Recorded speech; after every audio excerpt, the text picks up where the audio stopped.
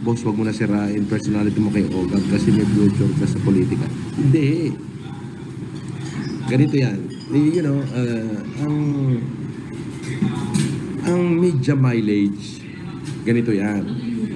Walang pinagkaiba yan sa mga pangyayari. Parang gulong yan eh. Aangat, bababa, depende sa media yan. Katulad na lang nung ni Senator Antonio Trillanes. Nung panahon nila Duterte, di ba? Down na down si Senator Trillanes. Ang tawag niya, sundalong kanin. Di ba? Kung ano-ano tinatawag sa kanya. Di ba? Down na down siya. Ang sikat no, si Bato, si Bongo, si Duterte. Di ba? Tama? Eh ngayong wala na si Duterte, may kaso pala si Bongo at saka si Bato. Nako! Ay di ngayon si Trillanes na ba na sikat? Si Senator Trillanes naman. Ito na ba si Bato at saka si Bongo ang iiyak-iyak? Ganun lang yun.